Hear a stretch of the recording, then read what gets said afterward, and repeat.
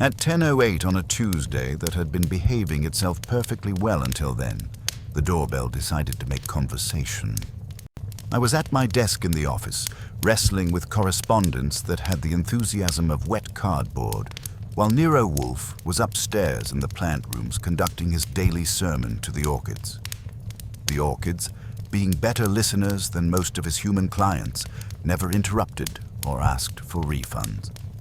The visitor turned out to be a compact man in a delivery uniform, carrying a flat package wrapped in brown paper and tied with string that looked like it had been knotted by someone who took the job personally. He had the efficient weariness of a messenger who had learned that signatures matter more than small talk. "Delivery for Mr. Nero Wolfe," he announced, consulting his clipboard. "Already paid. Just need a signature." I signed with appropriate flourish and found myself holding a package that felt heavier than its size suggested. The address was handwritten in careful block letters, and there was no return address, always a promising sign in our line of work. The string had been tied by someone who either knew sailors or had strong opinions about knots staying tied. After the messenger departed, I examined the package more carefully. The brown paper wrapping was good quality, and underneath my fingers I could feel what seemed to be fabric. I carried it to Wolfe's desk and called upstairs to the plant rooms. Theodore Horstman answered with the martyred tone of a man whose greenhouse schedule had been interrupted. "Mr. Wolfe is with the Cattleyas," he informed me. "He specifically said no interruptions before 11.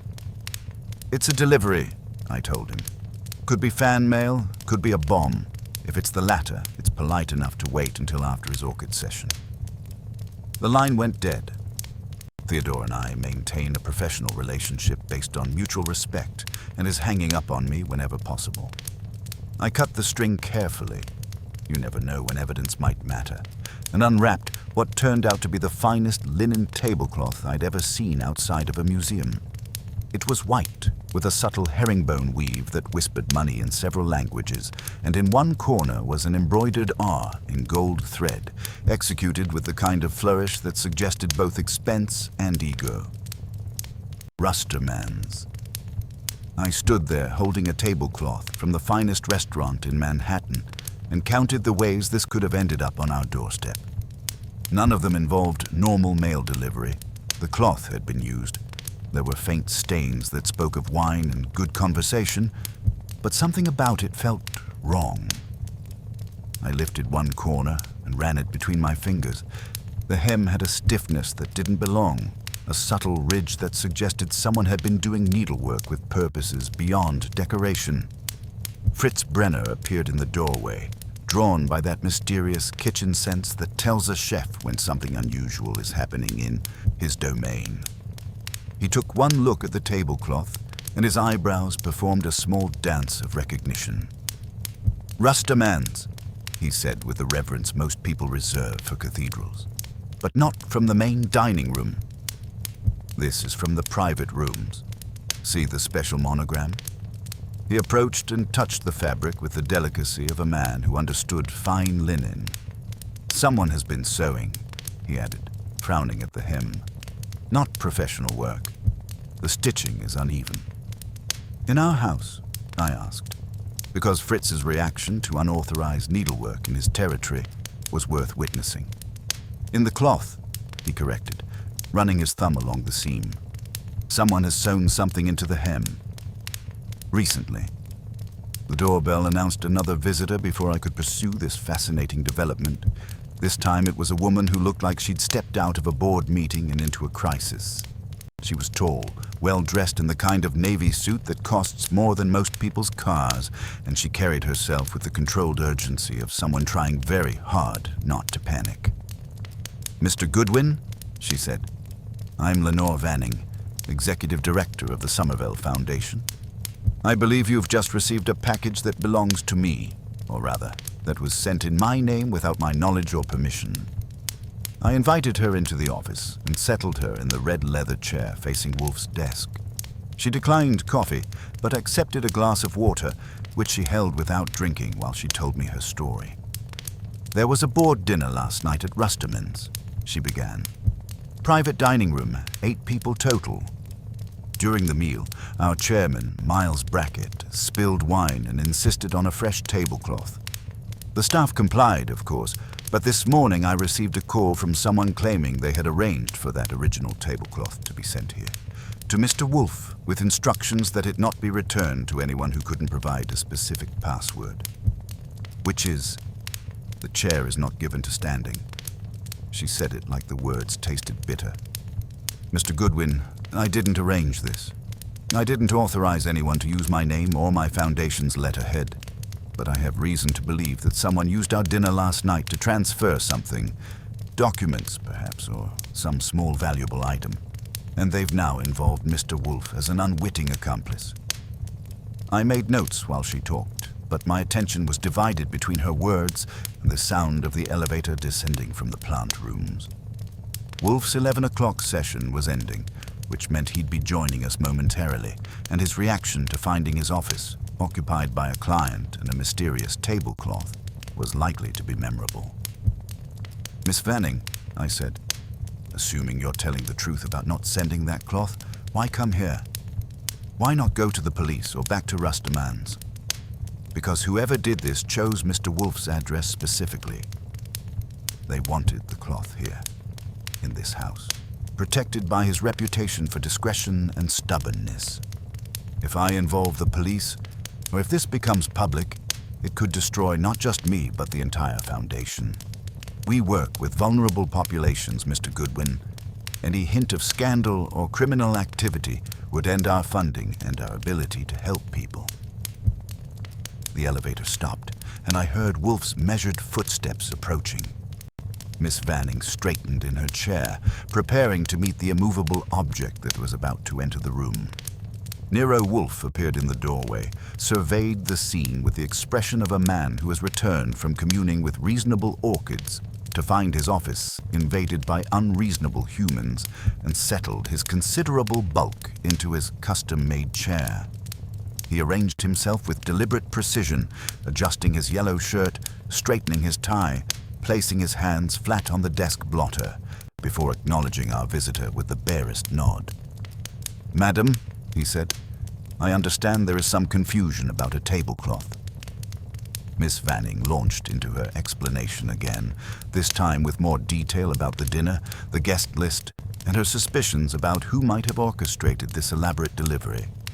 Wolfe listened without interruption, his eyes half closed in what I recognized as his concentration pose. When she finished, he remained silent for a full minute, his lips pushing in and out in the rhythm that meant his brain was processing information at maximum capacity. Finally, he spoke. "Miss Vanning, you are asking me to become involved in a situation where someone has presumed to use my address as a way station for their private correspondence. This is presumptuous. It is also interesting." He opened his eyes fully and fixed them on her. "You mentioned a password. Repeat it, please." "The chair is not given to standing." "Ah." Wolfe's expression didn't change, but something in his tone suggested the words meant something to him. "And you claim no knowledge of this phrase?" "None whatsoever. Mr. Wolfe, I'm prepared to pay your standard fee to resolve this matter quickly and quietly. All I want is to know who used my foundation's dinner to smuggle something out of Rustermann's, and why they chose to involve you." Wolfe was quiet for another long moment, his fingers drumming silently on the desk. Then, to my surprise, he nodded. "Very well. I will accept your case, Miss Vanning. My fee is $25,000, plus expenses." She didn't even blink. "Acceptable. What do you need from me?" "First, a complete list of everyone present at last night's dinner, including staff. Second, detailed background on each person, their relationship to you, their current circumstances, any recent changes in their situation. Third, you will return here at 6 o'clock this evening and bring with you anything else you may have forgotten to mention." "There's nothing else?" "Miss Vanning." Wolfe's tone carried the weight of absolute certainty. "In my experience, there is always something else. Mr. Goodwin will escort you out and arrange for the information I require. good day. After she left, I returned to find Wolfe examining the tablecloth with the intensity he usually reserved for rare orchids or perfectly prepared meals. "Boss," I said, "care to explain why you just took a case involving a tablecloth and a mysterious password? And what was that reaction when she mentioned the chair is not given to standing?" He looked up at me with the expression of a man who has just realized that his peaceful morning has been permanently disrupted. "Archie," he said, "someone has presumed to use my house as a post office for their private schemes. This is not merely presumptuous, it is personal. And the password is a quotation from Marcus Aurelius. The chair is not given to standing refers to the Stoic principle that one should not abandon one's position of strength merely because others pressure you to do so." He folded the tablecloth carefully. "Someone with classical education and a sense of irony is playing games, Archie. I find this irritating." I was about to ask what he wanted me to do with the cloth when the doorbell rang again.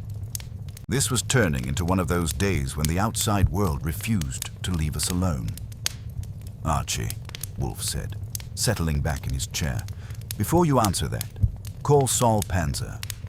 Tell him to position himself across the street and observe who watches this house. If someone is using us as unwitting participants in their scheme, they will want to monitor the results." I reached for the phone, wondering what we'd gotten ourselves into this time. A tablecloth with secrets sewn into its hem, a foundation director who claimed innocence but paid $25,000 without blinking, and a password that suggested our mysterious correspondent had both classical education and a twisted sense of humor. The doorbell rang again, more insistently this time. "And Archie," Wolfe added as I headed for the door, "if that is someone claiming to be a chair that does not stand, send them away. I've had quite enough philosophy for one morning." I grinned and went to see who else wanted to complicate our Tuesday. Something told me this case was just getting started. If you'd asked me that morning whether the brownstone could handle more commotion, I'd have bet a week's salary on no. But the world, as usual, is out to teach me humility. No sooner had Miss Vanning left than the doorbell signaled its intention to wear out its spring. I called Saul Panzer, who grunted that he'd take up a post across the street, then went to the door. Waiting on the stoop was a man who looked like he'd been pressed out of a mold labeled Restaurant Staff, Deluxe. Mid-40s, black suit polished at the elbows, a folio clutched with practiced importance. His card said René Bastien, Captain, Rustamans, but his smile had a thrift store gleam. "Mr. Goodwin? I've been sent to retrieve a tablecloth. An unfortunate mix-up," he said, showing the card in his best imitation of sincerity. "Password?" I asked, pleasant as pie. He brightened. "Of course. The chair does not stand when asked." "Close," I told him, "but we're not handing out prizes for effort." I started to close the door, but he wedged a foot in the jamb, a move that never ends well around here. "I'm authorized," he whispered, opening his folio to reveal a lawn of unbanded bills to offer a consideration for your inconvenience. Before I could demonstrate the difference between me and a coat check, Wolfe's voice arrived from the hall, dry as a Nevada breeze. "Archie, bring him in." That was Wolfe. "If the barbarians are at the gate, let them ruin the carpet, not the stoop." I escorted René to the office, where he paused, eyes glued to the tablecloth on the credenza. Wolfe didn't rise, didn't twitch. "Kindly do not pour," he said, and René's hand froze mid-reach. René tried his song. "Mr. Tomasetti of Rustamans will be grateful if the cloth is returned." "What is Mr. Tomasetti's first name?" Wolfe asked. "Paul," René said too fast. "It is Pietro," Wolfe replied, eyes flat. "Who told you to come?" Caught, René named our client's chairman, Miles Brackett, claiming he wanted the cloth returned before anyone noticed. Wolfe asked Fritz to recall the wine served last night. Fritz, appearing like a culinary wraith, answered, Barolo, not the Bordeaux Renee had guessed. Wolfe dismissed the impostor, who left with his dignity folded away. He was barely gone when the bell rang again. Through the curtains, I spotted a sedan across the street. 2 silhouettes inside, the car parked with studied nonchalance. Saul had made it. This time, the visitor was brisk and real. Dana Pell, Miss Vanning's assistant. She handed me a folder containing the seating chart from last night's dinner and passed on a warning from Vanning. Don't release the cloth. Don't share the password. I brought her in. Wolfe, as always, was unmoved. Miss Pell, you have the seating chart. I read off the names. Miles Brackett, Lenore Vanning, Dr. Anya Corliss, Wyatt Hedden, Callie Bristow, Hardy Estabrook, Franklin Y., and Roy Denby. Assignments? Wolfe asked. Dana pointed at the diagram, indicating who sat where. Now, Wolfe said, the detail Miss Vanning forgot at 11. Dana's grip tightened. There's a grant, 10 million over 5 years. Yesterday we heard confidential scoring was circulating by anonymous email. Miss Vanning thinks someone at dinner had a copy, or part of it. Ah, Wolfe said. Our tablecloth is a courier. Dana nodded. The emails used Vanning's middle name and part of her college ID. She's being set up. If this gets out, the foundation is finished.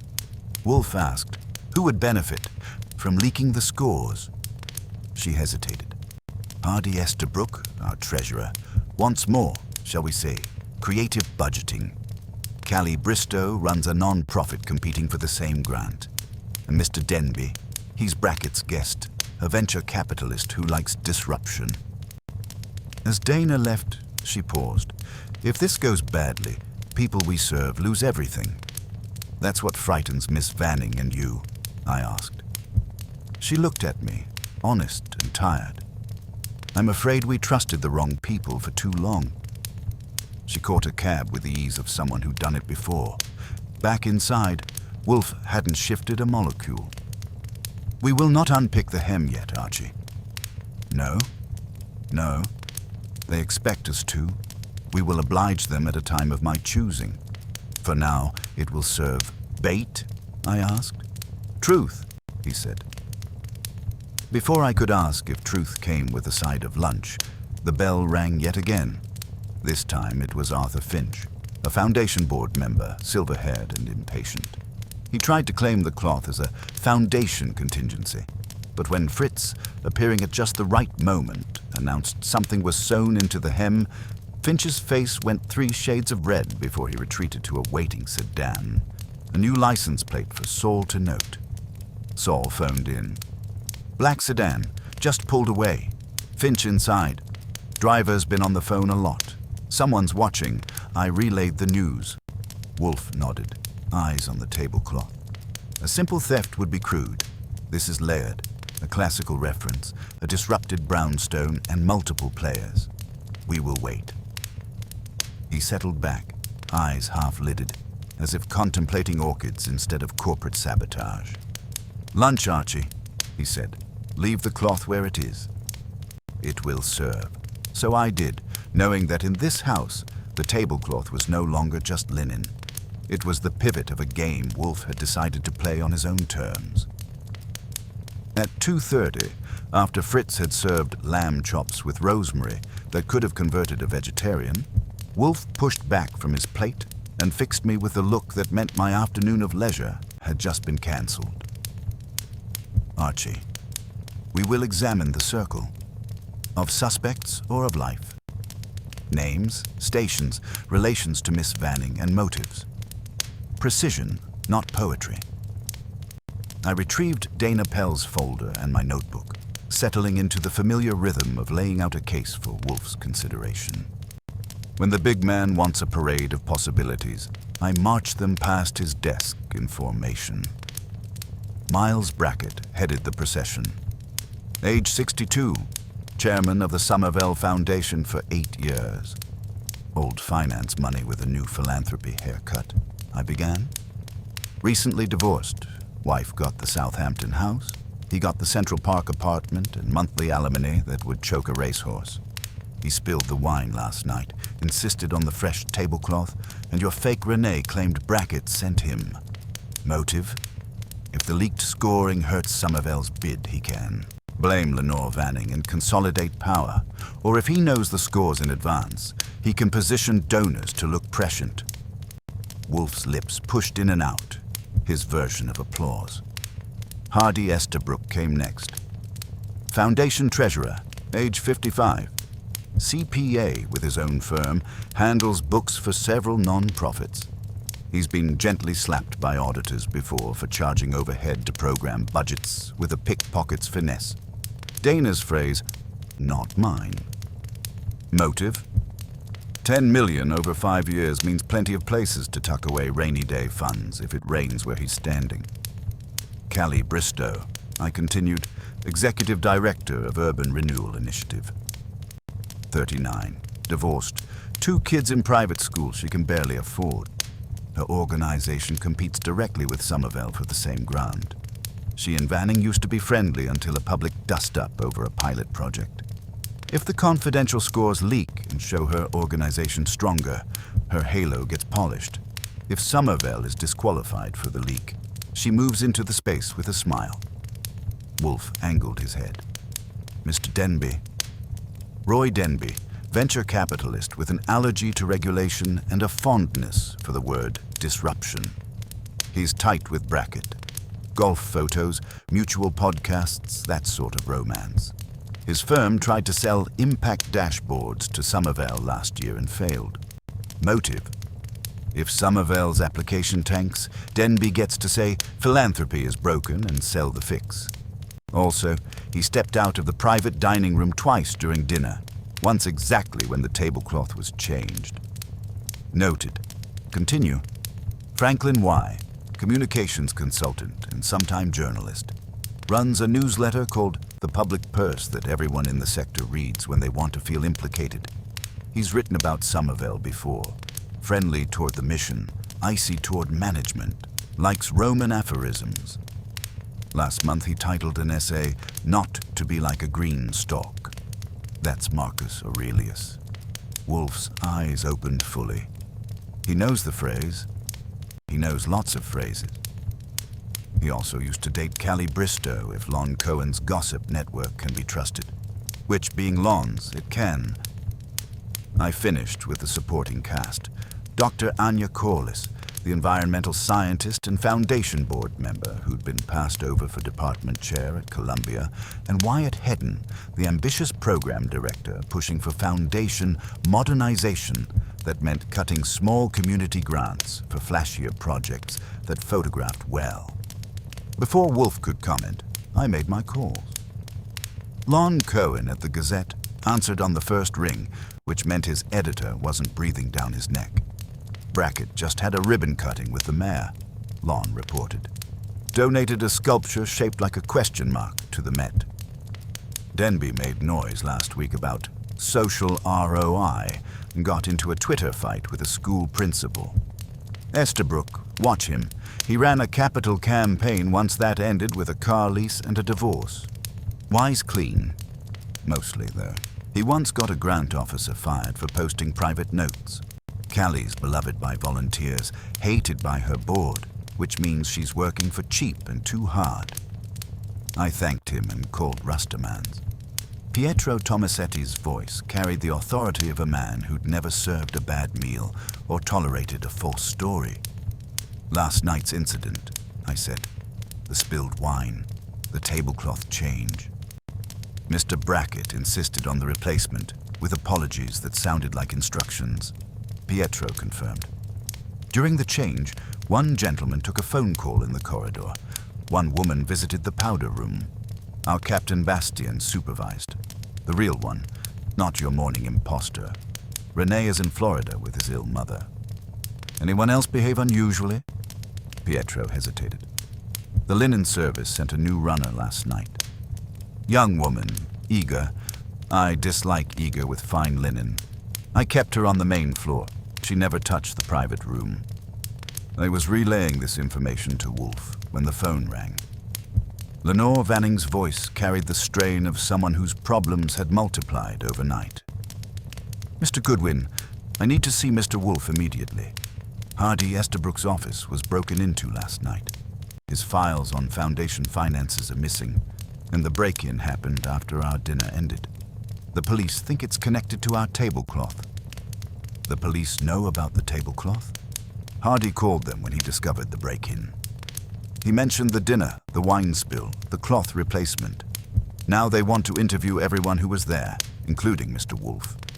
I told her to come at 4:30 and hung up. Wolfe was regarding me with the expression he reserves for complications that threaten his routine. "The stakes have escalated," he observed. "Someone needed those financial records badly enough to commit burglary." "Or," I suggested, "the burglary was a diversion. Take the records to muddy the waters, make the tablecloth look secondary." Before Wolfe could respond, Fritz appeared in the doorway wearing the expression that meant someone had committed sacrilege in his domain. "Mr. Wolfe," he said with barely controlled outrage, "someone has been in my pantry. The saffron has been moved, and my good measuring spoons are not in their proper drawer." Wolfe's reaction was immediate and volcanic. He surged upright, all 285 pounds of him, and his face progressed from pink to red to purple in the time it takes to blink. "In this house," he roared, "someone has invaded my kitchen?" Fritz nodded grimly. "The back door lock shows fresh scratches." They were careful, but not careful enough to fool someone who knows his own kitchen. I was already moving toward the hall, but Wolfe's voice stopped me cold. "Archie, call Inspector Kramer. Tell him we have had a break-in connected to the Somerville Foundation case. Then inform Miss Vanning that our appointment is now 4:30, not 6. His eyes were January, cold.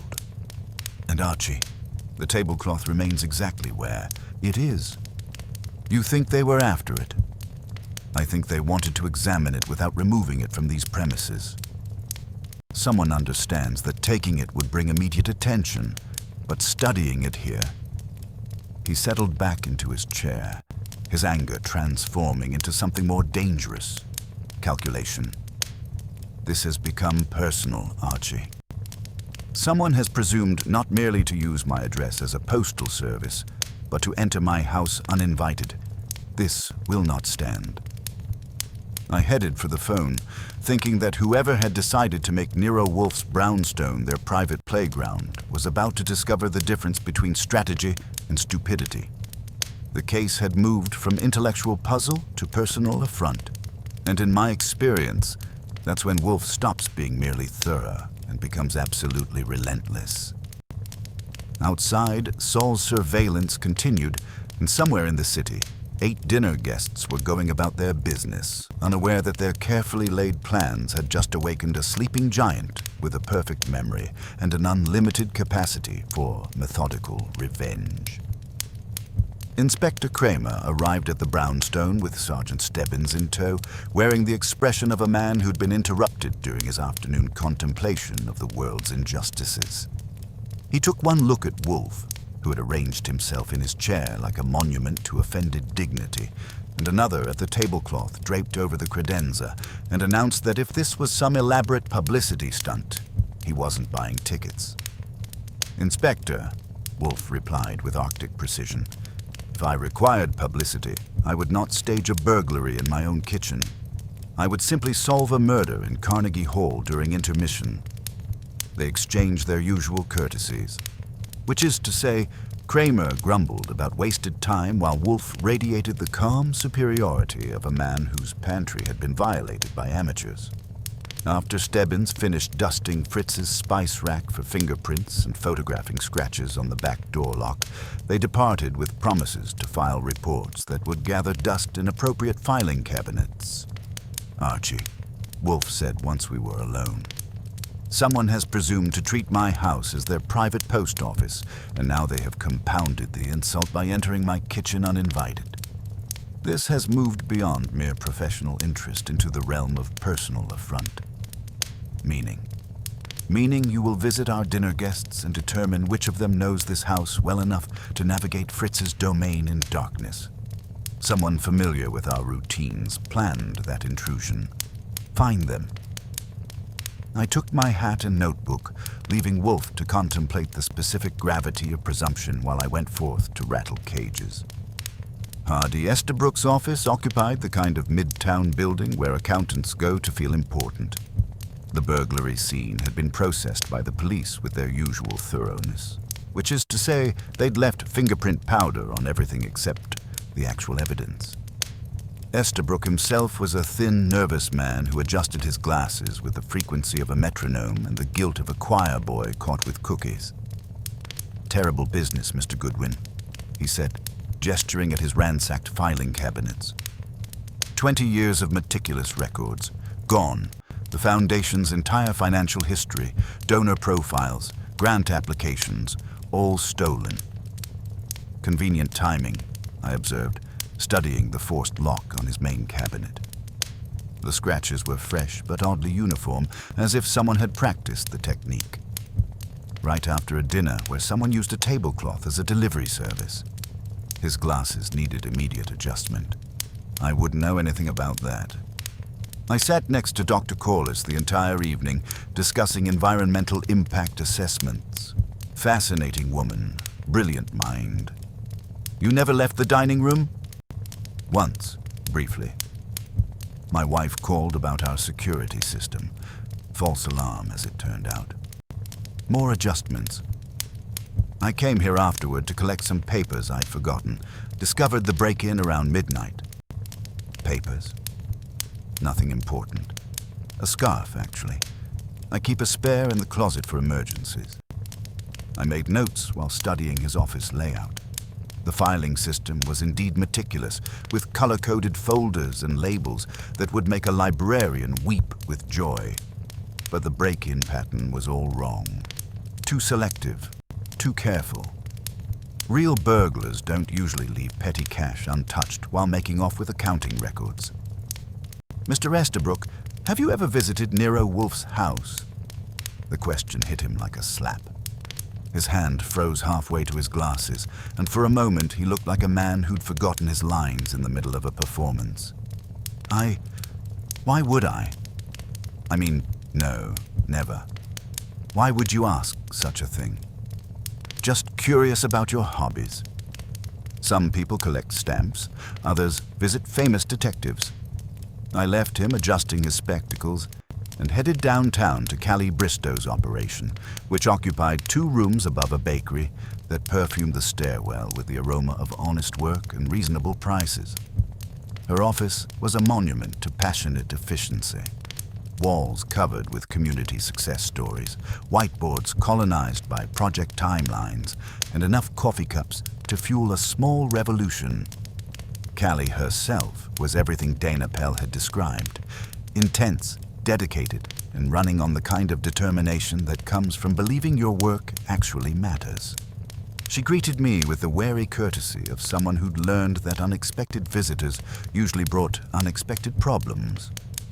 "Mr. Goodwin, I assume this is about last night's dinner and whatever drama Lenore Vanning has manufactured this time. You two have history. We have different philosophies about community engagement. She believes in top-down solutions and photogenic ribbon cuttings. I believe in actually listening to the people we're supposed to help." She settled behind her desk, which was decorated with thank you letters from families and photos of completed housing projects. But I don't wish her ill. The sector's small enough without us eating each other. Someone seems to think differently. Notice anything unusual at dinner? She considered the question with the thoroughness of someone accustomed to analyzing complex problems. Miles Brackett performed his usual routine. Create a crisis, then solve it magnificently. The wine spill was pure theater. Roy Denby spent more time on his phone than at the table, and Franklin Y. watched everything like he was taking mental notes for an exposé. What about when the tablecloth was changed? Denby stepped out to take a call and returned grinning like he'd just closed a deal. Dr. Corliss reached for her purse twice but didn't open it. Wyatt Hedden palmed his place card. Odd behavior for a grown man. And Hardy Estabrook flirted with the sommelier in a way that made everyone uncomfortable. You and Franklin Y. Past tense? Her expression cooled. Franklin believes in transparency, which I admire. He also believes in using other people's secrets to advance his own career, which I don't. We had different ideas about the ethics of investigative journalism. Ever visit Nero Wolfe's house? Once, 3 years ago. I was researching an article about private investigators and social justice. He served excellent beer, told me nothing useful, and charged me nothing for the privilege. Impressive man. That was 2 people who'd been in our house. I made careful notes and continued my rounds. Franklin Y. occupied a converted warehouse space in Chelsea that smelled of coffee, ambition, and the particular mustiness of too many books in too small a space. His office was a journalist's dream. Walls lined with reference volumes, filing cabinets labeled with cryptic codes, and a desk that looked like the epicenter of several ongoing investigations. Y himself was younger than I'd expected, maybe 40, with the intense focus of someone who'd made a career of asking uncomfortable questions. When I mentioned the Somerville dinner, his expression shifted from curious to calculating. "Interesting evening," he said, offering me coffee from a pot that looked like it had been brewing since the Clinton administration. Lots of undercurrents, competing agendas, the kind of dinner where everyone's polite and nobody trusts anybody. "You stepped out twice." "Good observation. Once to record voice notes, I capture impressions immediately after interesting conversations. Once because Roy Denby was explaining his disruption theory, and I needed air before I said something that would end up in print." He showed me his phone, scrolled to voice memos from the previous evening. I listened to 2 minutes of his thoughts on performative philanthropy and the commodification of social good. Sharp analysis, but nothing that screamed criminal conspiracy. You know Marcus Aurelius. Occupational hazard of a classical education. Also useful for newsletter headlines. Dead Romans had a gift for memorable phrases. Someone's been quoting him. The chair is not given to standing. His eyes lit up with recognition. Meditations, Book 5. It's about maintaining your principles under pressure, not abandoning your position because others want you to move. Whoever used that phrase knows they're Aurelius. It's not one of the popular quotes you find on coffee mugs. You visited Nero Wolfe once. 3 years ago, researching a piece about private investigation and accountability. He served excellent beer, told me absolutely nothing useful, and somehow made me feel like I'd learned something valuable anyway. Remarkable man. That made 3. I was beginning to see a pattern, and it wasn't one that made me comfortable. My final stop was Roy Denby's office in a glass tower that probably cost more per square foot than most people's annual salary. Denby himself was Central Casting's idea of a venture capitalist.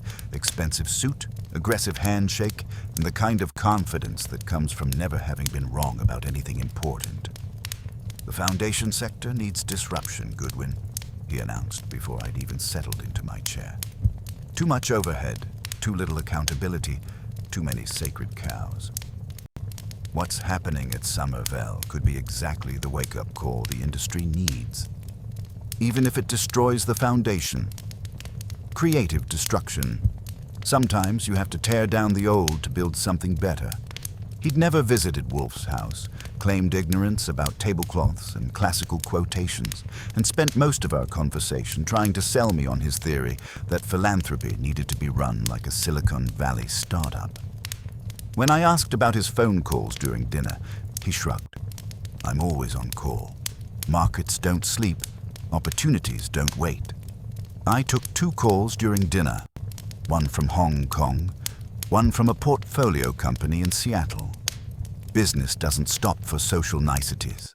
By 5 o'clock, I was back at the brownstone with a notebook full of observations and the growing conviction that everyone I'd interviewed was hiding something, though not necessarily the same something. Wolfe listened to my report without interruption, his fingers drumming silently on the desk blotter while his brain processed information at maximum capacity. 3 of our dinner guests have visited this house, I concluded. Estabrook, Bristow, and Y all claim innocent reasons, but any of them could have mapped our kitchen layout during their visits. The break-in at Mr. Estabrook's office? Staged. The lock was picked by someone who'd practiced the technique. The filing system was too selectively ransacked, and he left $400 in petty cash untouched. Plus, his story about retrieving a scarf doesn't hold water. What accountant keeps emergency scarves in his office? Wolfe nodded slowly. And Mr. Y's familiarity with our quotation. He knows his Marcus Aurelius cold, plus he's got motive if he's working on an exposé about Foundation corruption. But he also seemed genuinely surprised by the specific quote. Miss Bristow? Passionate, dedicated, and definitely holding grudges. She's got the strongest motive to want Somerville's application damaged, but she also struck me as someone who'd fight fair if she fought at all. Before Wolfe could respond, Fritz appeared in the doorway carrying a small object wrapped in tissue paper. Mr. Wolfe, he said with barely controlled excitement, I found this wedged behind the spice rack. It was not there this morning. He unwrapped a small digital recording device, the kind used by journalists and private investigators. The LED indicators showed it had been recording for approximately 6 hours. Wolfe's reaction was immediate and volcanic. He surged upright in his chair, his face progressing through several shades of outrage before settling into the kind of cold fury that makes smart people reconsider their life choices. Someone, he said with deadly precision, has presumed to use my house as their private surveillance station. This is no longer merely presumptuous, Archie. This is war. I was already reaching for the phone to call Saul when the doorbell announced another visitor. Through the front window, I could see a familiar figure on our stoop. Lenore Vanning, right on schedule, carrying herself with the controlled urgency of someone whose problems had just multiplied exponentially. Before you admit, Miss Vanning, Wolfe said, settling back into his chair with the deliberate calm of a man who has just decided to destroy someone.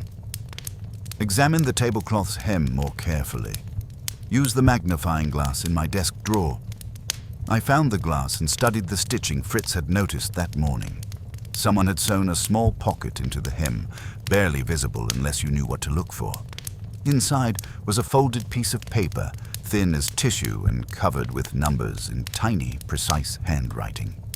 Grant evaluation scores, I told Wolfe. Confidential scoring data for 5 applications, including Somerville and Urban Renewal Initiative. And the rankings. I studied the numbers more carefully. According to this, Somerville is ranked 2nd.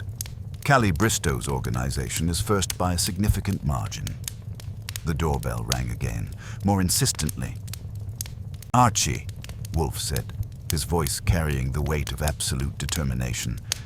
Admit, Miss Vanning, but the paper remains where it is. The recording device stays on my desk, and our visitors will be informed that this house is no longer available for their private schemes. We have been used, manipulated, and invaded. This will not continue.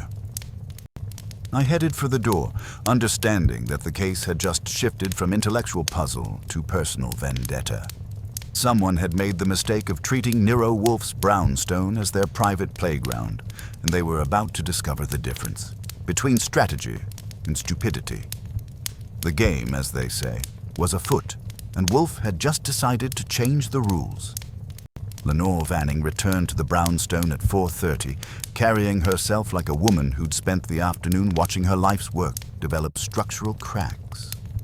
She settled into the red leather chair with the controlled precision of someone trying very hard not to fall apart, and her opening words confirmed that our case had sprouted complications like a weed garden in spring rain. Mr. Wolfe, the police interviewed Hardy Estabrook about his break-in. He told them about last night's dinner, the wine spill, the tablecloth replacement, everything. Now they want to speak with you about the cloth, and I'm afraid this is about to become very public very quickly. She opened her briefcase and withdrew a manila folder. This arrived at the Foundation office an hour ago. No return address, no postmark, just hand-delivered to our reception desk. I examined the contents while Wolfe watched with the intensity he usually reserved for rare orchids.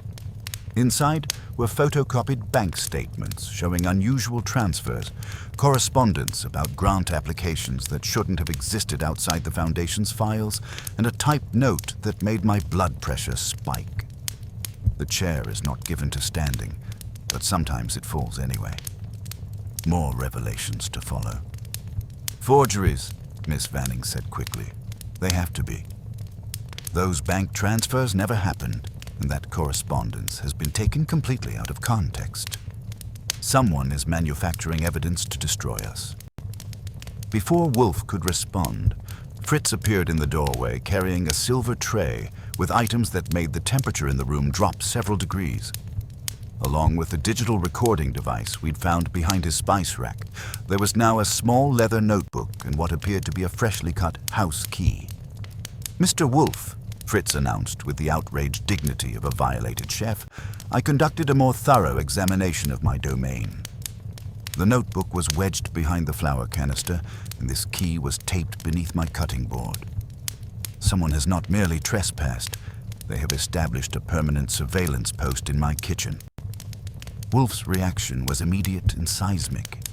He rose from his chair, all 285 pounds of him, and his face progressed through several alarming colors before settling into the kind of cold fury that makes reasonable people reconsider their life choices.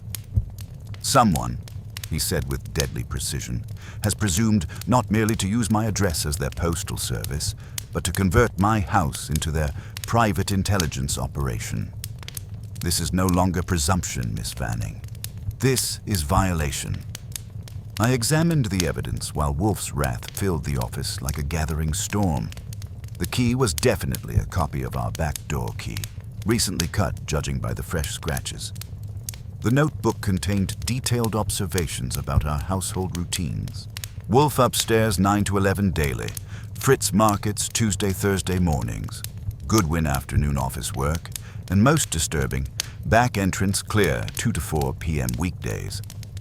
"Someone's been watching us for weeks," I told Wolfe, showing him the notebook.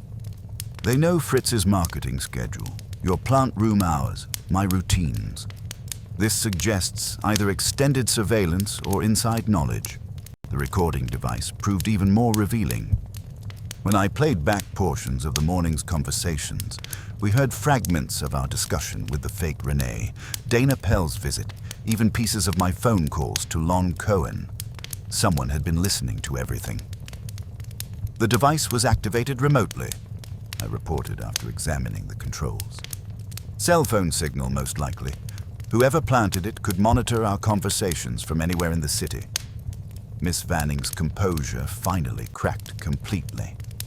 "This is insane. Someone's turned your house into their private surveillance station while destroying my foundation. Mr. Wolfe, you have to stop this before it destroys everything we've worked for." "I intend to do precisely that," Wolfe replied, settling back into his chair with the deliberate calm of a man who has just declared war. "But first, we will examine what they wanted us to find." He gestured toward the tablecloth. "Archie, if you would extract the paper from the hem, carefully." I used my pen to retrieve the thin document Fritz had detected that morning. Unfolded, it revealed a sheet covered with numbers in tiny, precise handwriting. Grant evaluation scores for 5 applications, including both Somerville and Urban Renewal Initiative. According to this, I told them, studying the figures, Callie Bristow's organization is ranked first by a significant margin. Somerville comes in second. "Those scores are confidential until next month," Miss Vanning whispered. "Only 3 people have access to the complete evaluation data." "Names," Wolfe demanded. "Myself, Wyatt Hedden, our program director, and the external evaluator, Dr. Anya Corliss. She was at dinner last night." Wolfe's fingers drummed silently on his desk blotter while his brain processed the expanding web of connections. "Someone with access to your foundation's most sensitive information. familiarity with classical philosophy, and detailed knowledge of my household. Routines has orchestrated this campaign. The intersection of those qualifications is remarkably specific. I was making notes when the doorbell announced Inspector Kramer's arrival. He entered with Sergeant Stebbins and the expression of a man who'd been interrupted during his dinner by people who specialized in complicating his life. "Wolfe," he announced, surveying the collection of evidence on the desk, "if you've been withholding information about a criminal conspiracy, I'm going to take it personally." "Inspector," Wolfe replied with Arctic dignity, "I have been the victim of criminal conspiracy. Someone has used my house as their private surveillance station while conducting a campaign of corporate sabotage. I'm providing information as rapidly as I discover it." Kramer examined the recording device, notebook, and copied key with the thoroughness of a man who'd learned not to underestimate complications involving Nero Wolfe. His expression shifted from irritation to genuine concern. "Professional surveillance equipment, systematic observation notes, and a copied key," he summarized. "Someone's been planning this operation for weeks. This isn't amateur hour." After 20 minutes of questions and evidence cataloging, Kramer departed with promises to increase patrols in our neighborhood and process the surveillance equipment for fingerprints. When the door closed behind him, Wolfe turned his attention back to our client. "Miss Vanning, you will return here tomorrow morning at 11 with Mr. Hedden and Dr. Corliss. We will examine the grant evaluation process more thoroughly." "Is that necessary?" "Someone with access to confidential scoring data has been conducting surveillance on my house while orchestrating a campaign to damage your foundation. Yes, it is necessary." After she left, I found Wolfe staring at the tablecloth with the expression he usually reserved for particularly challenging crossword puzzles. "Boss," I said, "whoever's behind this has invested weeks of surveillance and considerable resources. This isn't some spur-of-the-moment operation." "No," he agreed. "It is systematic, patient, and personal. Someone has gone to extraordinary lengths to monitor our activities and plant surveillance equipment in my kitchen. The Foundation conspiracy may be secondary to a more personal agenda. Such as gaining access to this house, Archie. They wished not merely to use my address as a postal service, but to establish ongoing surveillance of my activities. The question is whether I am the primary target or whether monitoring my investigation serves some other purpose." I was considering the implications when Fritz appeared with the evening's menu, his expression still radiating outrage at the violation of his culinary domain. "Mr. Wolfe," he announced with wounded dignity, "I've examined every inch of my kitchen. If there are additional devices or intrusions, I will find them. No one violates my pantry without consequences." "Excellent, Fritz. Tomorrow we will ensure those consequences are delivered." Wolfe leaned back in his chair, his eyes half closed in concentration. "Archie, call Saul Panzer. Tell him to position himself across the street and observe who watches this house. If our surveillance enthusiast believes their equipment is still functional, they may attempt to retrieve it. You want them to come back? I want them to believe they are still in control. Tomorrow at 9:15, Fritz will discuss, in the pantry, in a voice pitched for recording, the movement of the tablecloth to the safe in my bedroom at 11 o'clock. We will see who responds to that information. Bait? Strategy," he corrected. "They have presumed to use my house as their private surveillance station. Now they will discover the difference between observation and participation." I reached for the phone to call Saul, understanding that the case had shifted from intellectual puzzle to personal vendetta. Someone had made the mistake of treating Nero Wolfe's brownstone as their private playground, and they were about to discover that the house had defenses they hadn't anticipated. The subtle trespass had been noted, catalogued, and would be answered in kind. But first, we would let them believe their plan was proceeding exactly as intended. In my experience, that's when people make their most revealing mistakes. Outside, the evening shadows were gathering, and somewhere in the city, our surveillance enthusiast was probably congratulating themselves on their cleverness. They had no idea that Nero Wolfe had just shifted from defense to offense, and that their carefully orchestrated campaign was about to become their own trap. The game, as they say, was afoot, and Wolfe had just changed the rules. At 9:15 the next morning, Fritz delivered a performance that would have earned him a standing ovation if his audience hadn't been a concealed recording device. Standing precisely where we'd found the surveillance equipment, he addressed his flour canisters with the theatrical precision of a man who understood that some conversations are meant to be overheard. "Mr. Wolfe," he announced with perfectly pitched concern, "I remain troubled by the security of that valuable tablecloth. After last night's intrusion, perhaps we should move it from the office credenza to the bedroom safe before 11 o'clock. Such evidence must be protected from further tampering." From the hallway came Wolfe's grunt of agreement, timed with the precision of a Swiss chronometer. "As you deem prudent, Fritz." Before 11, certainly. The bait was set with all the subtlety of a dinner bell. By 9:30, Saul Panzer's first report confirmed that our theatrical production had attracted an audience. "2 cars now," he informed me from his post across the street. "Yesterday's sedan plus a blue Honda with tinted windows. Someone in the Honda is using binoculars to watch your second-floor windows." "Professional interest in our bedroom arrangements," I told Wolfe, who was settled in his chair with a book on rare orchids, projecting the calm of a man whose morning routine had not been disrupted by criminal surveillance. Indeed, they respond with gratifying promptness to our domestic announcements. At 10 o'clock, Inspector Kramer called with news that transformed our case from elaborate mischief into something considerably more serious. His voice carried the flat precision of a man delivering facts that would complicate everyone's day. "Wolfe, about that recording device you handed over. My tech boys found something interesting. Custom job, high-end equipment, but with a personal touch. There's a microscopic etching on the battery casing, a stylized W with a small quill pen. My tech recognized it as Franklin Y's personal insignia. He uses it on his custom pens and, apparently, his surveillance equipment." Wolfe's book closed with the decisive snap of a trap springing shut. "Mr. Y has exceeded the bounds of professional curiosity." "There's more," Kramer continued. "The device was activated through a private satellite network. Expensive, discreet, the kind used by people who can afford privacy and aren't particular about legality.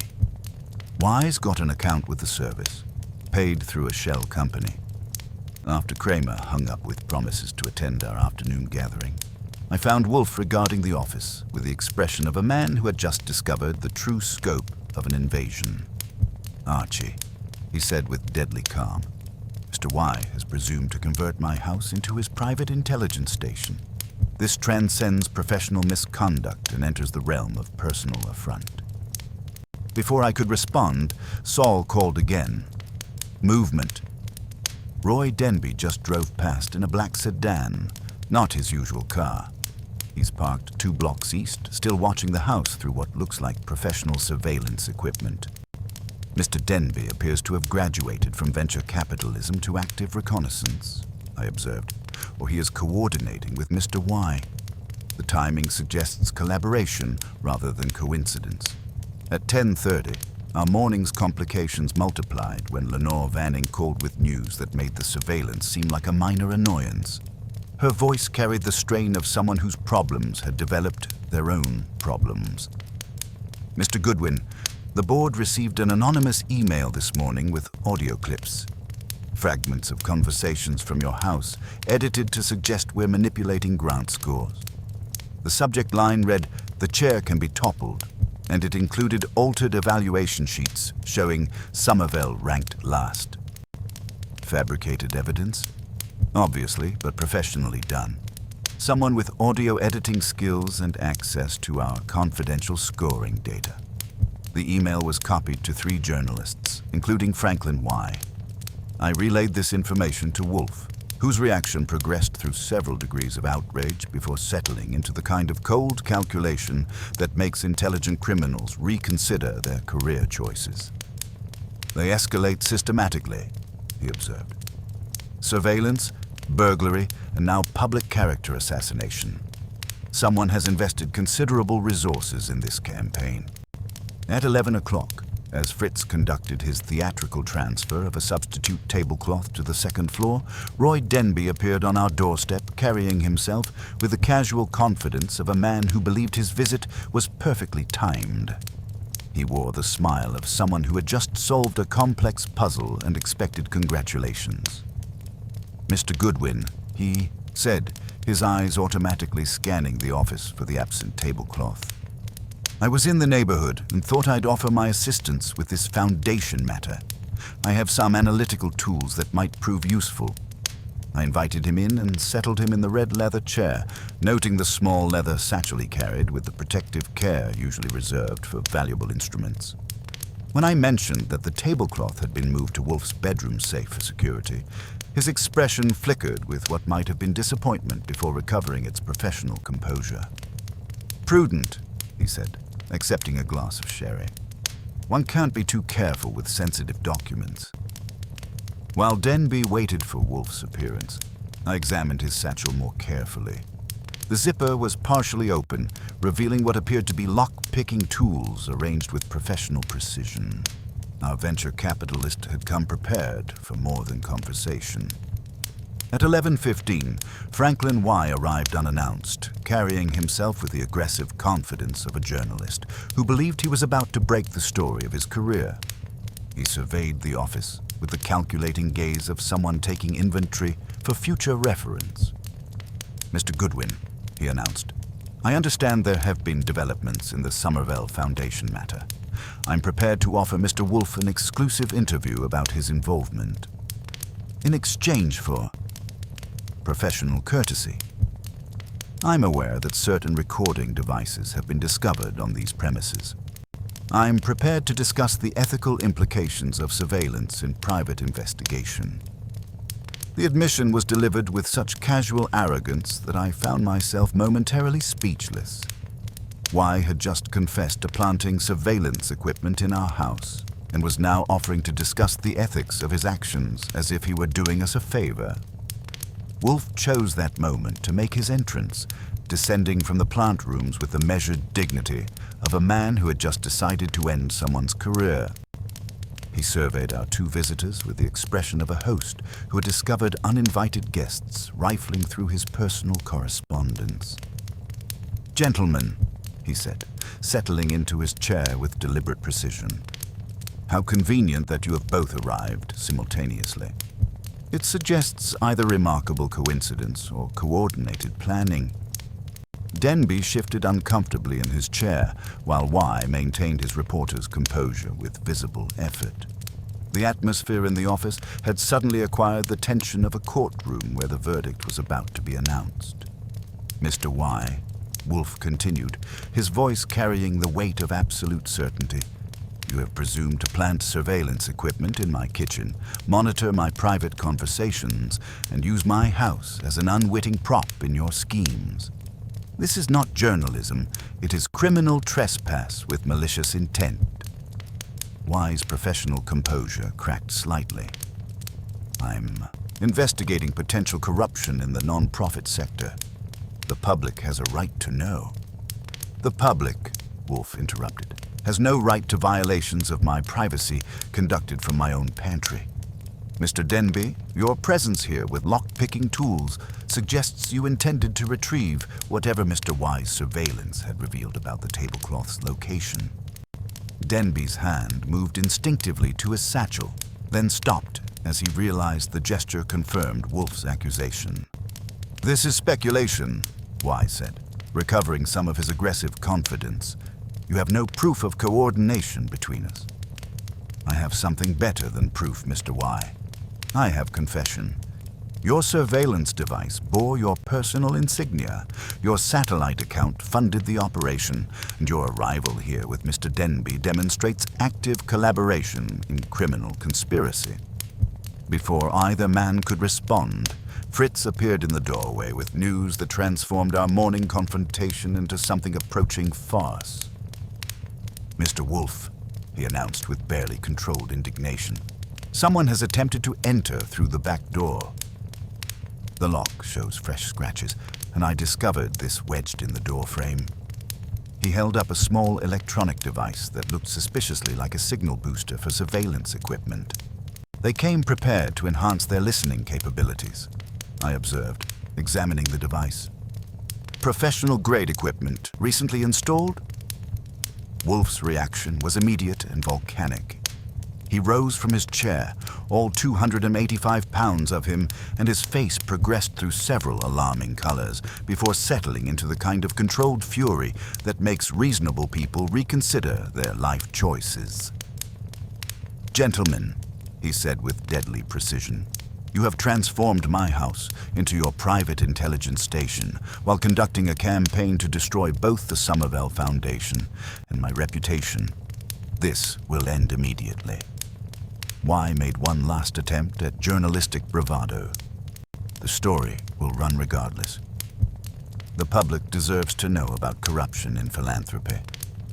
"The public," Wolfe replied, settling back into his chair with the deliberate calm of a man who had just declared war, "will learn instead about journalists who commit burglary and venture capitalists who engage in corporate espionage.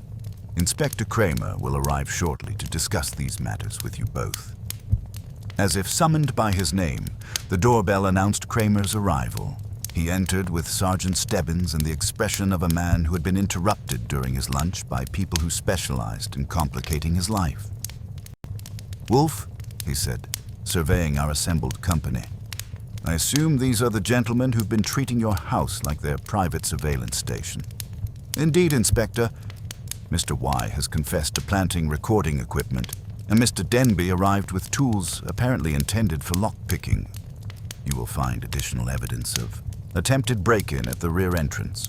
What followed was 20 minutes of questions, accusations, and the kind of legal maneuvering that occurs when journalists and venture capitalists discover that criminal trespass is not protected by the First Amendment or business necessity. When Kramer finally departed with promises to continue his investigation downtown, the office felt considerably larger without the presence of active criminal conspiracy. "Archie," Wolfe said, leaning back in his chair with the satisfaction of a man who had just removed several thorns from his paw, "call Miss Vanning and inform her that the immediate threat to her foundation has been neutralized. Then call Saul and tell him his surveillance duties are concluded. What about the tablecloth and the grant scores? Will be returned to their proper custody once we have resolved the question of who originally placed them in our unwitting care. Someone used Mr. Y's surveillance capabilities and Mr. Denby's resources, but neither man possessed the access necessary to obtain confidential Foundation documents." I reached for the phone, understanding that while we had caught the surveillance team, the mastermind behind the original scheme remained unidentified. Someone with access to Somerville Foundation's most sensitive information had orchestrated this entire campaign, using Y and Denby as unwitting accomplices in a larger game. The pressure had been applied, the immediate threat neutralized, but the case was far from over. In my experience, that's when the real perpetrator makes their most revealing mistake. Outside, the afternoon shadows were gathering, and somewhere in the city, someone was probably discovering that their carefully orchestrated campaign had just collapsed like a house of cards. They had underestimated Nero Wolfe's capacity for methodical revenge, and they were about to learn that the brownstone had defenses they'd never anticipated. The game, as they say, was still afoot, but now Wolfe was playing by his own rules. With Kramer's departure and the removal of our surveillance enthusiasts, the office acquired the particular quiet that follows a successful skirmish. Wolfe settled into his chair with the satisfaction of a general who had just eliminated his enemy's forward scouts, but his expression carried the thoughtful intensity of a man who understood that the real battle was only beginning. "Archie," he said, arranging his hands flat on the desk blotter with characteristic precision. "We have apprehended the surveillance apparatus and its operators, but not its architect. Someone with access to the Somervell Foundation's most sensitive information orchestrated this campaign, using Mr. Y's journalistic ambitions and Mr. Denby's resources as instruments in a larger composition. The inside job theory moves from speculation to certainty. Indeed, the grant evaluation scores concealed in that tablecloth could only have been obtained by someone with direct access to Dr. Corliss's confidential assessment data. The timing of Mr. Brackett's wine spill, the insistence on tablecloth replacement, the detailed knowledge of our household routines, all suggest coordination by someone who understood both the Foundation's internal operations and our domestic schedule. I was making notes when Fritz appeared with news that confirmed our complications were multiplying with mathematical precision. "Mr. Wolfe," he announced, holding an envelope with the delicate care reserved for potentially explosive materials. "This was hand-delivered 30 minutes ago. The messenger departed before I could question him regarding his employer." The envelope bore the same careful block lettering we'd seen on the original tablecloth package. Inside was a single sheet of genuine Somervell Foundation and letterhead, complete with watermark and security features, containing a message that made my blood pressure spike. "The chair has been examined and found structurally unsound. Immediate replacement recommended before final collapse. A concerned architect." "Escalation from surveillance to direct intimidation," I observed. "Someone's moving from covert operations to open threats." Wolfe studied the message with the intensity he usually reserved for particularly challenging crossword puzzles. "Note the terminology, Archie. Architect suggests someone who designs and constructs elaborate schemes. Structural unsound implies they believe Miss Vanning's position can be undermined through systematic pressure. This person thinks in terms of building and destroying institutional frameworks." Before I could respond, the phone provided Inspector Kramer's voice with its customary blend of irritation and resignation. "Wolfe, about your two surveillance artists, Wise claiming journalistic privilege and threatening to sue the department for harassment. Denby's assembled a legal team that arrived faster than ambulance chasers at a traffic accident. Neither one's discussing who hired them or how they obtained access to Foundation documents. They are protecting someone, Inspector. Obviously, but without evidence of direct coordination, I can hold them for trespassing and possession of burglary tools, misdemeanor charges that'll get them released in 48 hours, with restraining orders and expensive lawyer." After Kramer's departure from our telephone, Wolfe leaned back in his chair with the expression of a man who had just realized his opponents possessed more sophisticated planning than he'd initially estimated. "They are expendable assets, Archie. Mr. Y and Mr. Denby were designed to be discovered and discarded while protecting the true architect of this scheme. Someone understood that surveillance and burglary charges would be treated as minor infractions, while the real crimes, theft of confidential documents and systematic character assassination, remain undetected. So we focus on the architect." "Precisely. And we do so by applying pressure in a manner that will force them to reveal themselves." He reached for the phone with the deliberate motion of a man about to conduct an orchestra. "We will make contact with our remaining suspects, not to interrogate, but to observe their reactions to carefully chosen provocations." His first call was to Wyatt Hedden, and I listened as Wolfe's voice acquired the velvet precision he reserves for particularly delicate manipulations. "Mr. Hedden, Nero Wolfe. I must inform you that confidential Foundation evaluation documents have surfaced, including what appears to be a complete scoring matrix with reviewer annotations. The terminology includes references to delta columns and bias indices, nomenclature that suggests intimate familiarity with your internal assessment procedures." There was the smallest pause, a breath that hesitated just long enough to be revealing. "That terminology isn't public knowledge, Mr. Wolfe." "How could you possibly—" The question, Mr. Hedden, is not how I obtained this information, but why someone with access to such confidential data would risk exposing it. I will examine these documents more thoroughly and contact you with my conclusions. When Wolfe disconnected, his lips pushed in and out twice, his version of satisfied applause. He recognized the terminology immediately, Archie. No surprise, no request for explanation. He knew exactly what delta columns and bias indices meant because he helped create them. His second call reached Dr. Anya Corliss, and her response provided an interesting contrast. Dr. Corliss, I've obtained what purports to be your complete grant evaluation matrix, including confidential scoring data that ranks Urban Renewal Initiative first and Somerville second. Can you confirm the authenticity of such rankings? Mr. Wolfe, she replied with the crisp authority of someone accustomed to defending her professional judgments. If such documents exist, they represent a serious breach of confidentiality. My evaluation process is rigorously objective, and those rankings would reflect genuine merit-based assessment. But such information should not be circulating outside proper channels. Indeed, your professional integrity is not in question, Doctor. The question is who violated the security of your confidential assessments.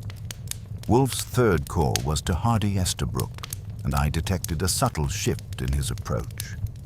Mr. Estabrook, I have discovered additional materials concealed within the tablecloth.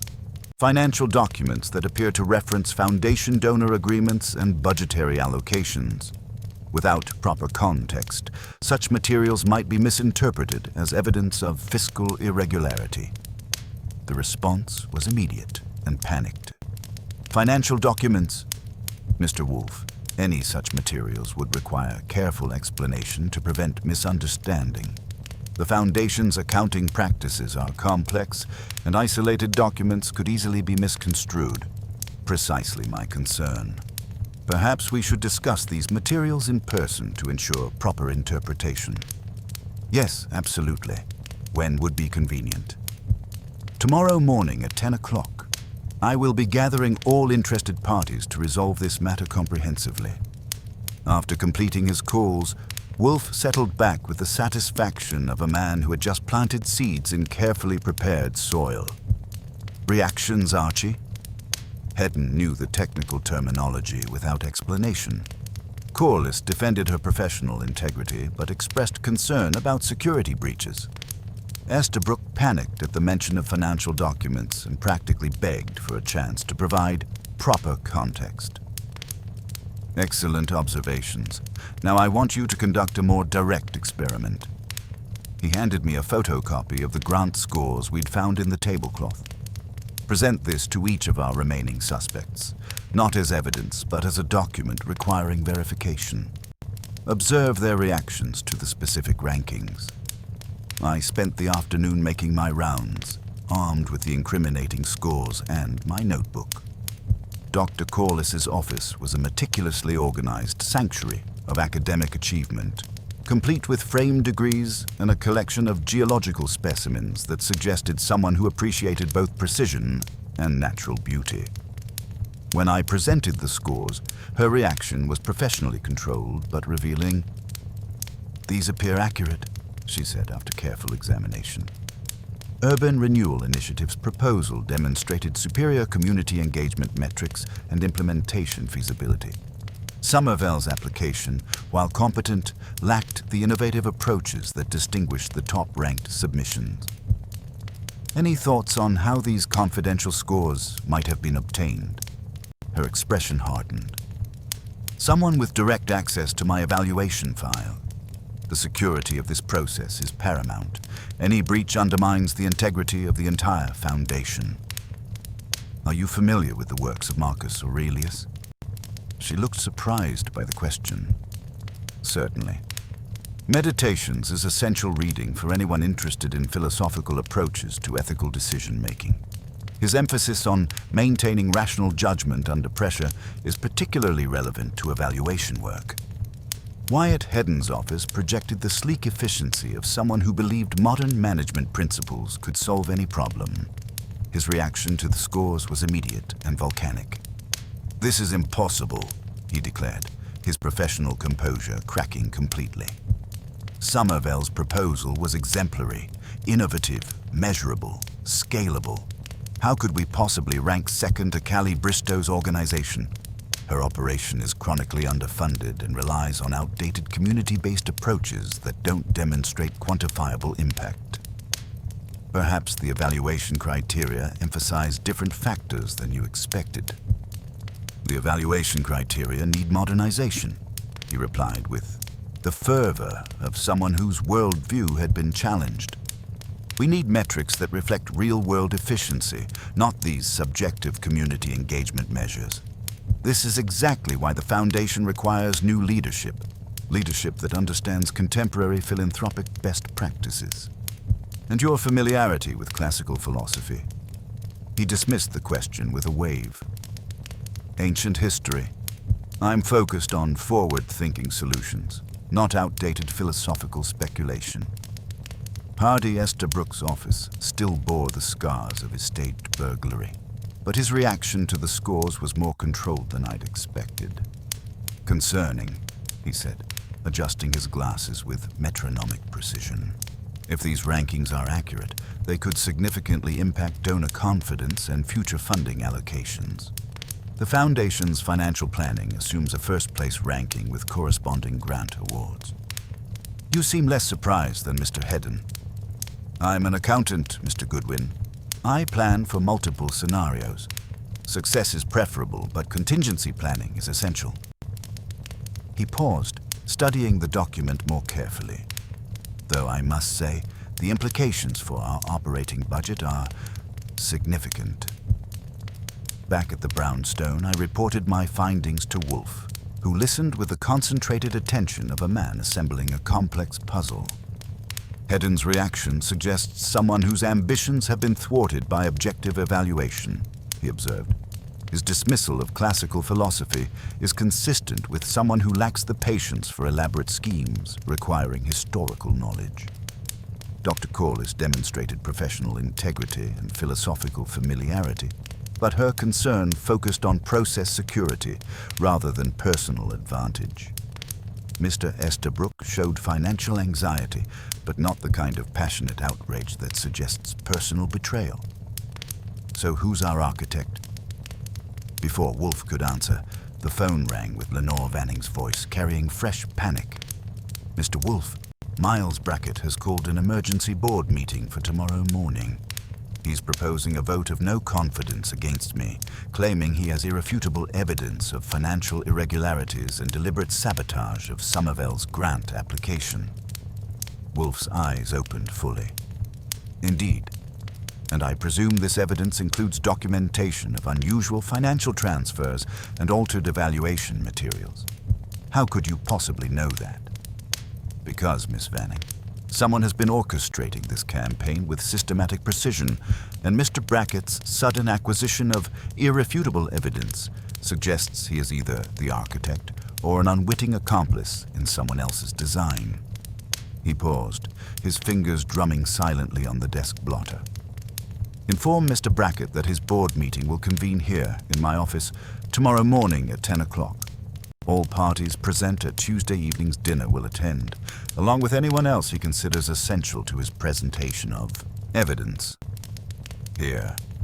But surely the board would prefer—" "Miss Vanning," Wolfe interrupted with the finality of a judge pronouncing sentence, "someone has used my house as their private surveillance station while orchestrating a campaign to destroy both your foundation and my professional reputation.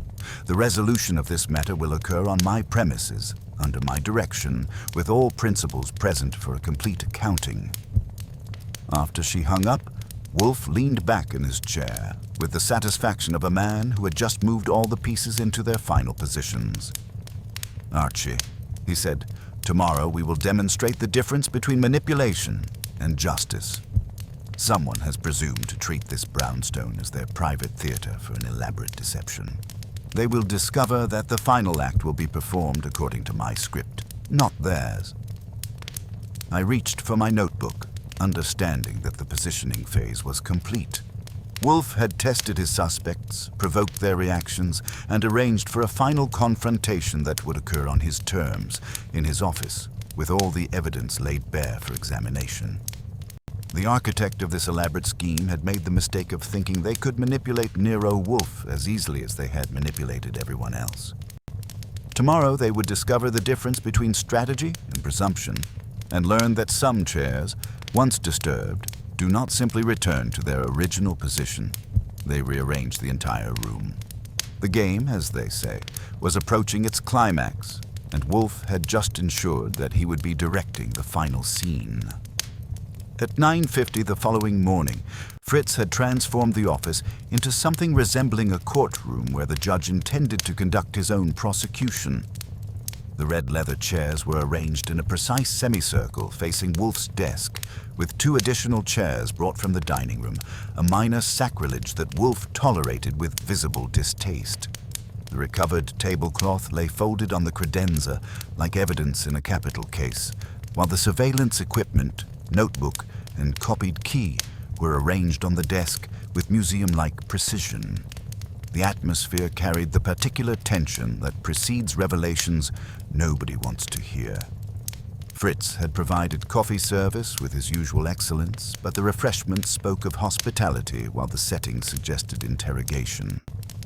I positioned myself at my desk with notebook ready, prepared to document what promised to be either a masterpiece of deduction or a spectacular confrontation. The principals arrived with the punctuality of people who understood that tardiness would be interpreted as guilt. Miles Brackett entered first, carrying himself with the aggressive confidence of a man who believed he held winning cards. His briefcase bulged with what I assumed was his irrefutable evidence, and his smile suggested someone anticipating long-awaited vindication. Lenore Vanning followed, pale, but composed, accompanied by Dana Pell, who took a position near the door with the alertness of someone calculating escape routes. Hardy Estabrook arrived with his metronomic glasses, adjusting at an expression of barely controlled anxiety. Dr. Anya Corliss entered with professional dignity, while Wyatt Hedden projected nervous energy. Callie Bristow brought the wary alertness of someone who had learned not to trust meetings called by people she didn't trust. Inspector Kramer completed our assembly, settling into the corner with the patient resignation of a man who had been invited to witness either justice or chaos. The office felt crowded, expectant, like a theater before the curtain rises on the final act. Wolfe surveyed his assembled audience with the satisfaction of a conductor preparing to direct a complex symphony. He arranged his hands flat on the desk blotter, pushed his lips in and out twice, his version of tuning up, and began with the deliberate precision of a man who intended to leave no questions unanswered. "Ladies and gentlemen," he announced, his voice carrying the weight of absolute authority, "you have been gathered here because someone among you has conducted an elaborate campaign of deception, surveillance, and character assassination. This campaign utilized my house as an unwitting staging area, violated the privacy of my kitchen, and attempted to destroy both the Somerville Foundation and my professional reputation." Brackett shifted impatiently. "Mr. Wolfe, with respect, I've called this meeting to present evidence of financial irregularities and deliberate sabotage by Miss Vanning. If you have concerns about surveillance, they should be addressed through proper channels. On the contrary, Mr. Brackett, the surveillance, the financial accusations, and the supposed sabotage are components of a single orchestrated scheme." Wolfe gestured toward the evidence display. "Someone has invested considerable time, resources, and intelligence in a campaign designed to remove Miss Vanning from her position while concealing their own malfeasance." He lifted the folded tablecloth with ceremonial precision. This began Tuesday evening with what appeared to be a simple accident, spilled wine necessitating fresh linen. But the spill was deliberate. The replacement was planned, and the original cloth was used as a courier to transport confidential grant evaluation scores from Rusterman to my address. That speculation Hedden interjected, his professional composure showing stress fractures. Is it? Mr. Brackett, you will confirm that you insisted on the tablecloth replacement despite the staff's assurance that the stain could be managed. Brackett's smile faltered slightly. A spill is a spill, Mr. Wolfe. I was being considerate of the other diners. Your consideration was remarkably prescient. Captain Bastian's notes record that you stood and called for replacement before the sommelier had assessed the damage. You anticipated the change because you had arranged it. Wolfe opened his desk drawer and withdrew the tissue-thin document Fritz had extracted from the tablecloth's hem. These are the authentic grant evaluation scores, showing Urban Renewal Initiative ranked first, Somerville Foundation second. Dr. Corliss, you will confirm these rankings reflect your professional assessment. Dr. Corliss nodded with academic precision. They do. My evaluation was rigorous and objective, based solely on proposal merit and implementation feasibility. Yet, Mr. Brackett, Wolfe continued, his eyes fixing on the Foundation chairman, you intended to present altered versions of these same scores as evidence of Miss Vanning's sabotage. Scores showing Somerville ranked last, accompanied by fabricated financial documents suggesting fiscal irregularities. Brackett's briefcase seemed suddenly heavy in his lap. I have evidence of altered scores, yes, and financial documents that indicate documents provided to you by someone with intimate knowledge of Foundation operations, access to confidential files, and detailed familiarity with accounting practices that could be manipulated to suggest impropriety where none existed. The room had acquired the silence that precedes confessions or explosions. Wolfe lifted the small recording device Fritz had discovered behind the spice rack. This surveillance equipment bears Franklin Y's personal insignia and transmitted through his satellite network. But Mr. Y lacked access to confidential Foundation documents. Someone else provided him with grant evaluation scores, financial records, and the detailed knowledge of our household routines necessary for surveillance operations. I consulted my notebook. 3 people in this room have previously visited the brownstone: Mr. Estabrook, Miss Bristow, and Mr. Y. Mr. Y planted the surveillance, but someone provided him with our domestic schedule. Wolfe picked up the small leather notebook Fritz had found behind the flour canister. This contains detailed observations of our household routines, recorded over several weeks. The handwriting is distinctive, meticulous, angular, with particular flourishes on capital letters. He opened a manila folder and withdrew several documents. Mr. Estabrook, these are copies of your expense reports from the Foundation's public filings. Note the handwriting, the same meticulous script, the same angular formation of letters, the same distinctive flourishes. Hardy Estabrook's face went through several alarming color changes as I placed the surveillance notebook beside his expense reports. The resemblance was unmistakable. Same hand, same obsessive attention to detail. The password directing the tablecloth to my address was, "The chair is not given to standing," a quotation from Marcus Aurelius that requires classical education to recognize and philosophical sophistication to appreciate its ironic application to your situation. Lots of people know Marcus. Aurelius, Estabrook managed, his voice strained.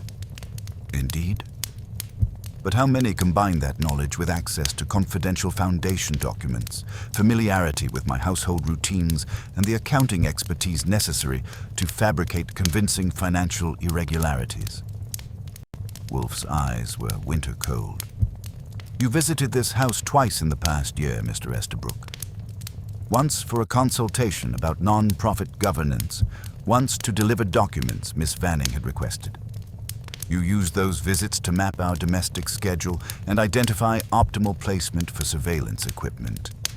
Estabrook's glasses needed desperate adjustment. That's circumstantial speculation. Is it? Your staged burglary removed your own financial records, conveniently eliminating evidence of creative accounting practices that would be exposed by the audit you knew was coming. Miss Vanning had been asking questions about discrepancies in last year's capital campaign, hadn't she? The question hit Estabrook like a physical blow. His professional composure cracked completely, and for a moment he looked like a man whose carefully constructed world was collapsing in real time. Lenore Vanning leaned forward, her voice barely above a whisper. "Hardy, you said the audit concerns were routine oversight. You assured me there were no irregularities." "There were irregularities, Miss Vanning. Significant ones. Mr. Estabrook has been conducting creative bookkeeping for months, possibly years. The Foundation's financial health is not as robust as your reports suggest." Wolfe turned his full attention to Estabrook, who was now visibly sweating despite the officer's comfortable temperature. "You needed a crisis that would distract from financial scrutiny, while removing the person most likely to discover your malfeasance. Miss Vanning's integrity made her dangerous to your schemes. Dr. Corliss's objective evaluation threatened to expose Somerville's weaknesses, which would trigger deeper financial examination. You required both women to be discredited before they could expose you." "This is insane," Estabrook protested, but his voice carried the desperation of a man whose defenses were crumbling. "You have no proof of any financial irregularities." "I have something better than proof, Mr. Estabrook. I have methodology." You orchestrated the tablecloth delivery, knowing my reputation for discretion would protect the evidence temporarily. You coordinated with Mr. Y to establish surveillance, providing him with our household schedule and the classical quotation that would intrigue me. You arranged for Mr. Denby to provide financial resources and technical support. You staged your own burglary to eliminate incriminating records while positioning yourself as a fellow victim. And you fabricated altered evaluation scores and financial documents to support Mr. Brackett's vote of no confidence. The systematic destruction of Estabrook's carefully constructed deception was methodical, relentless, and utterly convincing. Each piece of evidence built upon the previous one, creating an unassailable logical structure that left no room for denial. "The motive," Wolfe continued, his voice now carrying the finality of a judge pronouncing sentence, "was self-preservation. You have been embezzling foundation funds, Mr. Estabrook." The capital campaign discrepancies Miss Vanning noticed were the visible symptoms of systematic theft. Rather than face exposure and criminal prosecution, you chose to destroy the Foundation's leadership and blame the resulting chaos on external sabotage. Estabrook's final defense collapsed completely.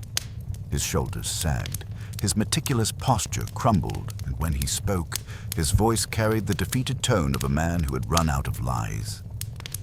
"They were going to audit everything," he said, staring at his hands. "Lenore and Dr. Corliss were asking too many questions about the campaign finances, about donor allocations that didn't match the records. I needed time, needed a distraction that would shift focus away from the books." "How much?" Vanning asked, her voice barely audible. $87,000 over 18 months, Estabrook replied without looking up.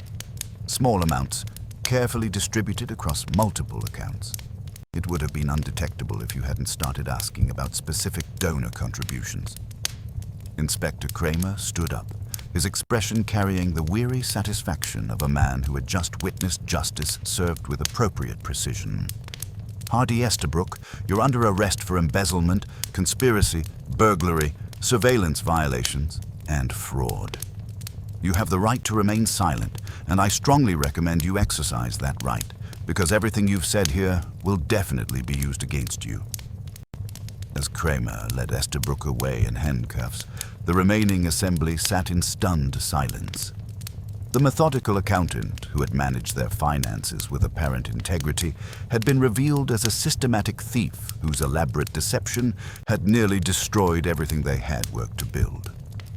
"Miss Vanning," Wolfe said with uncharacteristic gentleness, "your Foundation's integrity has been preserved. Your grant application will be evaluated on its merits, and your position is secure. Mr. Estabrook's campaign has been exposed and neutralized, though the financial damage will require careful assessment and remediation." "How long had he been planning this?" she asked. Months, certainly. The surveillance of my house required extensive preparation. The coordination with Mr. Y and Mr. Denby demanded careful cultivation, and the fabrication of evidence showed systematic planning. He was patient, methodical, and ultimately undone by his own inability to resist the temptation of easy money. After the others departed, Brackett subdued and embarrassed, Hedden chastened, Dr. Corliss grimly satisfied, Callie Bristow quietly vindicated. I found Wolfe examining the tablecloth with the expression of someone who had just solved a particularly challenging puzzle. "Boss," I said, settling into my chair, "how did you know it was Estabrook from the beginning?" "I didn't know, Archie." But his behavior yesterday was revealing. The nervous denial of his visits here, the panic at a mention of financial documents, the eagerness to provide proper context for materials he claimed not to have seen. Combined with his access to confidential information and his demonstrated familiarity with our household routines, he became the most probable architect.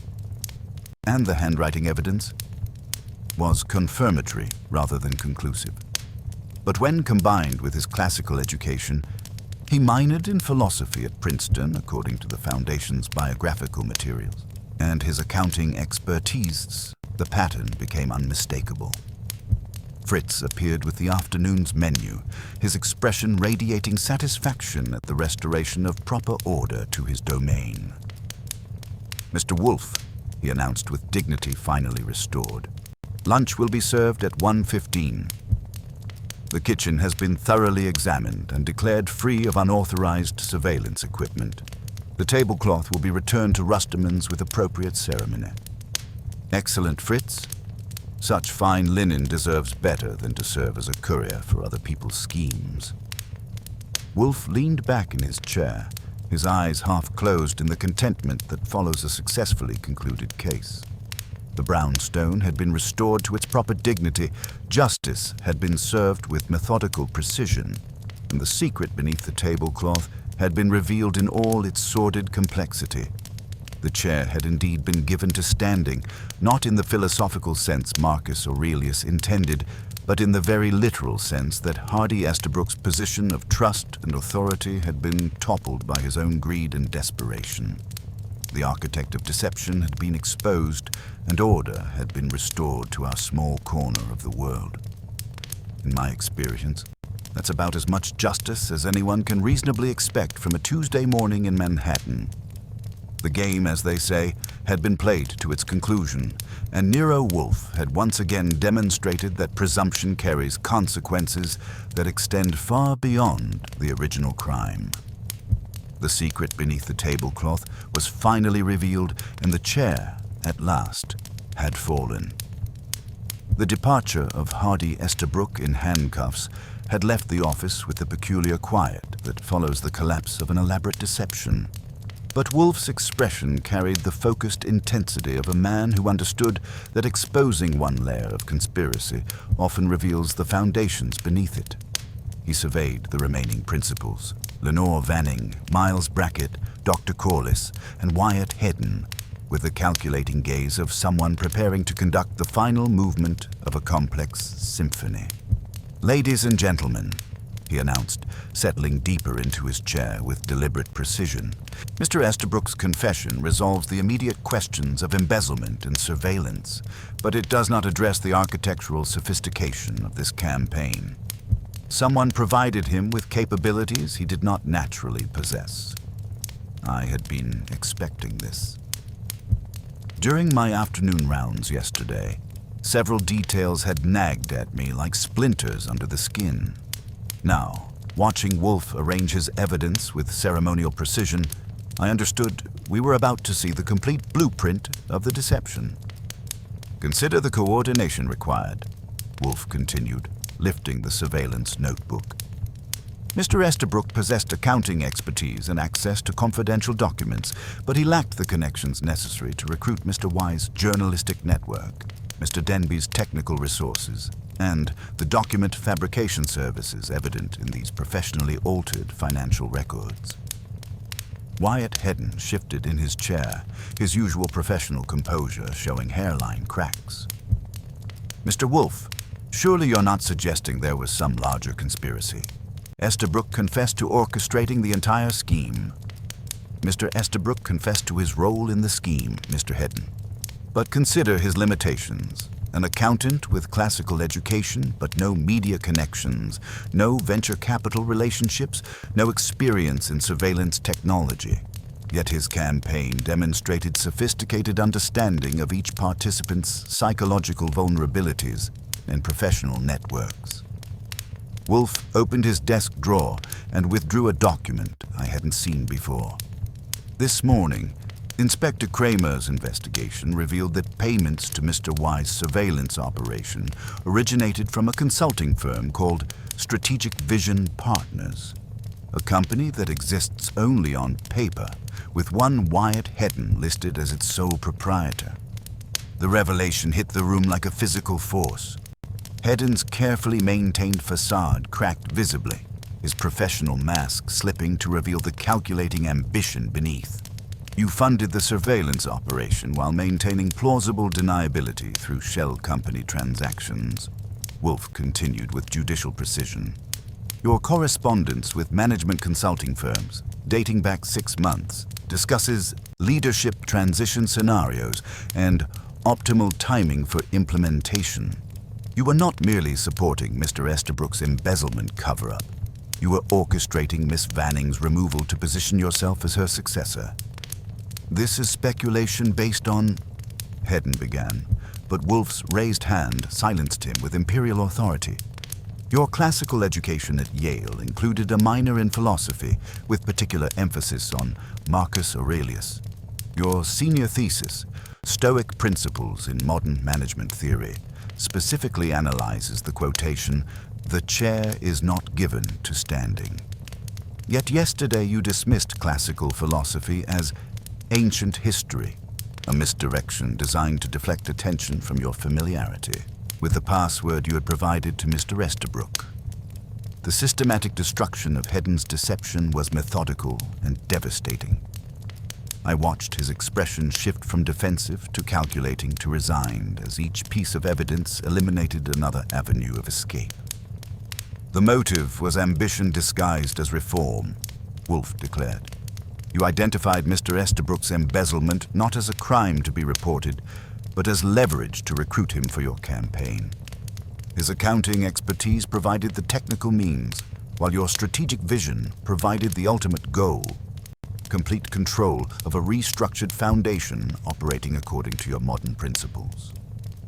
Inspector Kramer, who had returned after processing Estabrook, stepped forward with the grim satisfaction of a professional who had just solved a puzzle that had been troubling him. We found the complete financial trail an hour ago.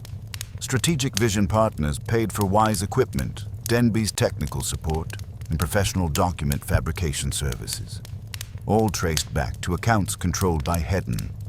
Hedden's final facade crumbled completely. When he spoke, his voice carried the bitter tone of someone whose grand design had been exposed as petty manipulation. The sector is dying from institutional inertia. Lenore's approach is outdated, inefficient. I could have transformed Somerville into a model for 21st century philanthropy. By destroying the people who built it, Dr. Corliss observed with academic precision. That's not reform, Mr. Hedden. That's a coup disguised as modernization. Indeed, Wolfe agreed. You orchestrated systematic character assassination, financial fraud, surveillance violations, and conspiracy, all in service of your vision for improved foundation management. Your methodology was sophisticated, but your ethics were primitive. While Kramer processed Hedden's arrest, I filled in the practical details that completed the picture. My afternoon investigation had traced the tablecloth's journey from Rustermans through a linen service worker named Lark Hendricks, who had been recruited by Estabrook to intercept the cloth and sew in the pocket containing the genuine grant scores. The messenger service had been paid through one of Denby's shell companies, creating a chain of plausible deniability that had nearly succeeded. The architecture of this deception, Wolfe concluded as the office emptied of conspirators and their enablers, demonstrates the corrupting influence of unchecked ambition. Mr. Hedden's vision for philanthropic modernization might have had merit, but his willingness to destroy individuals and institutions to achieve it revealed the fundamental flaw in his character. Lenore Vanning, exhausted but vindicated, gathered her composure with visible effort. How do we rebuild trust after something like this? Through the methodical application of integrity, Miss Vanning. Your foundation's mission remains sound. Your grant application will be evaluated on its merits, and your leadership, tested by fire, has been proven genuine. The damage can be repaired, though it will require patience and transparency. After the others departed, I found Wolfe examining the tablecloth with the expression of someone who had just witnessed the complete unraveling of an elaborate deception.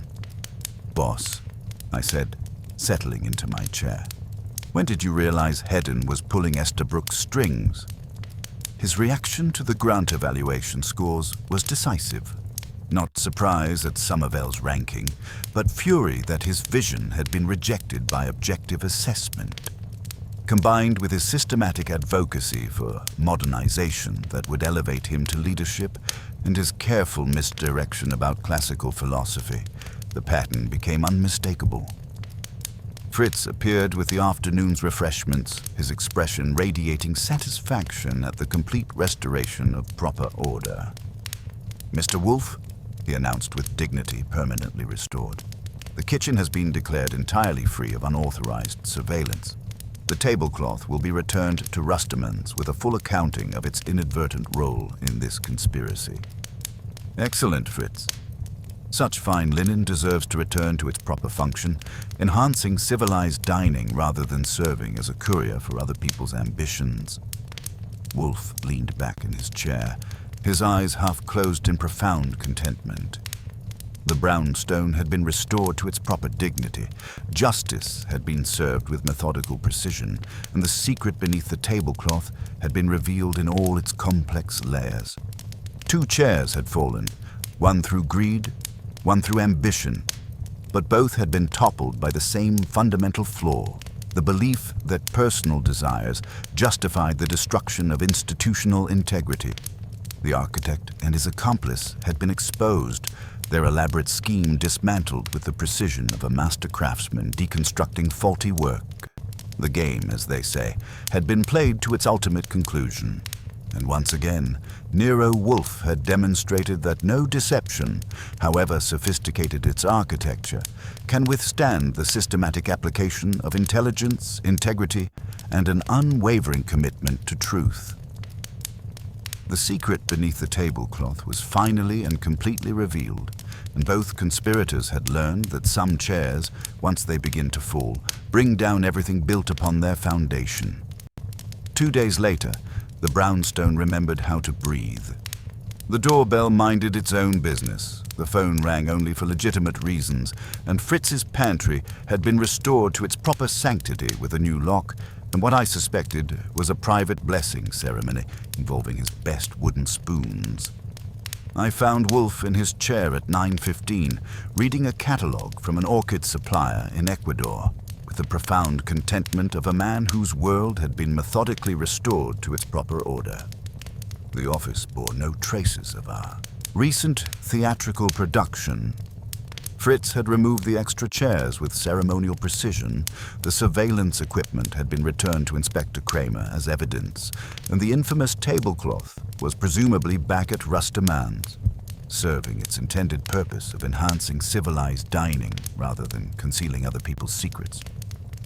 "Morning developments, Archie?" Wolfe inquired, without lifting his eyes from a particularly promising description of Cattleya orchids. I settled at my desk with coffee and the morning mail, which included a handwritten note from Lenore Vanning on genuine Somerville Foundation letterhead. The authentic variety, not the fabricated documents that had nearly destroyed her career. Her gratitude was professionally expressed, but genuinely felt, along with the news that the Foundation's board had voted unanimously to continue her leadership and implement new oversight procedures designed to prevent future Hardy Estabrooks from treating the books like a personal lending library. "She's also included your fee," I reported, examining the enclosed check. $25,000 as agreed, plus a bonus for what she calls extraordinary service in preserving institutional integrity. Apparently, virtue pays better than I expected. Miss Vanning understands that integrity, once compromised, requires considerable effort to restore.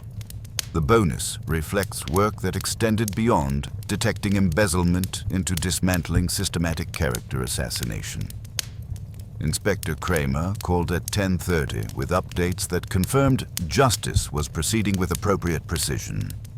Hardy Estabrook had accepted a plea agreement that included full restitution of the $87,000, cooperation with ongoing investigations, and a sentence that would provide him ample time to contemplate the difference between creative accounting and criminal fraud. His meticulous record-keeping, ironically, had made the prosecution's case remarkably straightforward. Wyatt Hedden faced more serious charges of conspiracy, surveillance violations, and fraud. His expensive legal team was exploring plea options, but Kramer's tone suggested their client's sophisticated planning had created an equally sophisticated web of evidence that would be difficult to escape. Franklin Y. and Roy Denby are cooperating fully, Kramer reported with the satisfaction of a man whose cases were resolving themselves efficiently. Both claim they were manipulated by Hedden's promises of exclusive access to a major Foundation corruption story. Their charges will likely be reduced to misdemeanor trespass and possession of surveillance equipment, assuming they continue being helpful. "Justice tempered by recognition of manipulation," I observed to Wolfe after relaying Kramer's update. "Indeed. Mr. Y's journalistic ambitions and Mr. Denby's entrepreneurial enthusiasm made them vulnerable to Mr. Hedden's sophisticated manipulation. They committed crimes, but they were instruments rather than architects." The afternoon brought Dr. Anya Corliss, who arrived carrying herself with the precise dignity of someone who had witnessed institutional integrity tested and preserved. She settled into the red leather chair with the composed authority of someone accustomed to delivering objective assessments, even when those assessments had been stolen and nearly weaponized against her. "Mr. Wolfe," she began, "I wanted to personally thank you for your methodical exposure of this conspiracy. As the external evaluator, I was particularly concerned that my professional integrity had been compromised by the theft and alteration of confidential scoring data." "Your professional integrity was never in question, Dr. Corliss. The conspiracy sought to exploit your objective assessments, not to impugn your methodology. Nevertheless, I've recommended additional security protocols for future evaluations. The grant scoring process must be protected from people who believe personal ambition justifies institutional destruction." She paused, studying Wolfe with academic interest. "Your deductive methodology was remarkably systematic. The way you traced the connections between surveillance, financial fraud, and character assassination, it was like watching someone dismantle a complex machine by understanding its fundamental principles. Logic applied with patience and precision, Doctor. The components of deception, however sophisticated their arrangement, must ultimately conform to the laws of cause and effect." After Dr. Corliss departed, I found Wolfe contemplating the afternoon shadows with the expression of someone whose intellectual appetite had been thoroughly satisfied.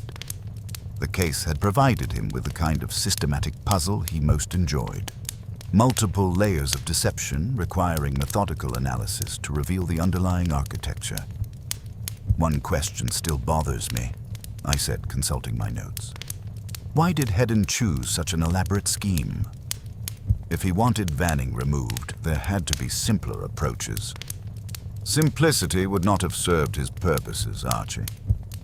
Mr. Hedden required not merely Miss Vanning's removal, but her complete discreditation. A simple vote of no confidence might have resulted in her replacement by another board member with similar management philosophy. By orchestrating systematic character assassination, supported by fabricated evidence of corruption, he ensured that his modern approach would be embraced as necessary reform. Plus, he needed Estabrook's embezzlement covered up to maintain his leverage. Precisely. The conspiracy served multiple purposes, concealing existing crimes while creating opportunities for advancement.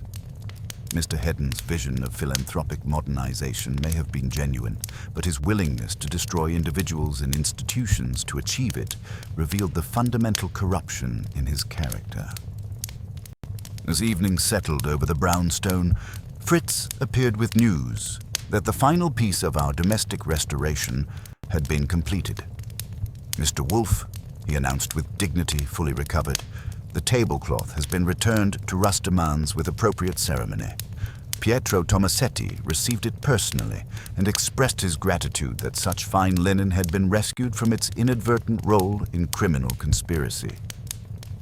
Excellent, Fritz. Such fabric deserves better than to serve as a courier for other people's ambitions. Fritz had also prepared what he announced as a victory dinner, lamb chops with rosemary, prepared in a kitchen entirely free of unauthorized surveillance equipment. The meal was accompanied by a Barolo that bore no resemblance to the vintage that had initiated our involvement in this case, and Fritz served it with the particular satisfaction of a man whose domain had been cleansed and consecrated. Over dinner, I reflected on the case's resolution. "You know what strikes me about this whole business?" I said to Wolfe as he attacked his lamb chop with surgical precision. "It started with a classical quotation and ended with two men who understood Marcus Aurelius intellectually, but missed the point completely." "Indeed, Archie. The chair is not given to standing refers to maintaining one's principles under pressure, not abandoning ethical foundations for personal advantage." Wolfe paused, considering his words with the care he usually reserved for rare orchids. Mr. Hedden understood the quotation's literal meaning, but failed to grasp its moral implications. He sought to topple Miss Vanning's chair while ignoring the instability of his own position. And now both their chairs have fallen. More than fallen, they have been removed from the room entirely. Mr. Estabrook's greed made him vulnerable to manipulation, while Mr. Hedden's ambition blinded him to the human cost of his schemes. Both possessed genuine expertise, but corrupted their talents in service of personal advancement. Wolfe leaned back in his chair, wine-glass in hand, with the profound contentment of a man who had restored order to his world through the methodical application of intelligence and integrity. The brownstone had returned to its proper rhythm of civilized dining, intellectual conversation, and domestic tranquility. "In the end," he concluded, "we have witnessed again the eternal struggle between appetite and principle. Appetite is legitimate, the desire to build, to achieve, to shape one's environment. But when appetite masquerades as principle, when personal desires are clothed in the language of reform and modernization, the result is invariably corruption. Like sewing contraband into fine linen." "Precisely. Civilization is a tablecloth, Archie, fabric placed between us and the raw board to soften noise, manage stains, and recall us to order. But a cloth cannot change the nature of the meal, only the manner of taking it. If you sew deception into the hem, you do not civilize theft. You only make the theft tidy." I made a note of that observation, partly because it was worth preserving and partly because Wolfe would be annoyed to see me doing it. Outside, the evening shadows gathered over Manhattan, but inside the brownstone, order reigned supreme. The secret beneath the tablecloth had been revealed in all its sordid complexity.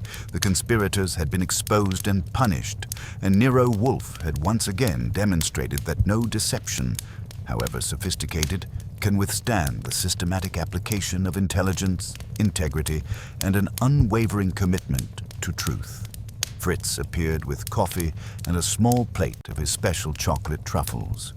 a signal that the evening ceremony was complete and the brownstone had been fully restored to its proper function as a sanctuary of reason in an unreasonable world. "One final thought," I said, accepting coffee and contemplating the truffle. The whole elaborate scheme, all that surveillance and manipulation in service of relatively ordinary corruption. Embezzlement and ambition dressed up with classical quotations and sophisticated planning. The most dangerous conspiracies often involve ordinary crimes elevated by sophisticated methodology, Archie. The mundane nature of their ultimate goals makes their methods more reprehensible, not less. They possessed the intelligence to achieve their objectives legitimately, but chose deception instead. Wolfe closed his eyes. Not to doze, but to signal that the case had been properly concluded and filed away in the appropriate compartment of his remarkable mind. The game had been played to its ultimate conclusion. Justice had been methodically dispensed, and the chair, both literally and philosophically, remained firmly in its proper place. I finished my coffee and my notes, understanding that we had witnessed something more than the resolution of a criminal conspiracy. We had seen the systematic application of principle triumph over the sophisticated application of appetite, and in this house, at least, that was exactly as it should be. The case was closed, dinner had been excellent, and all was right with our small corner of the world. If someone else was tempted to use the brownstone as their private post office or surveillance station, they'd be wise to remember that some addresses come with defenses they hadn't anticipated. As for me, I call it Tuesday. But it was a Tuesday worth noting down,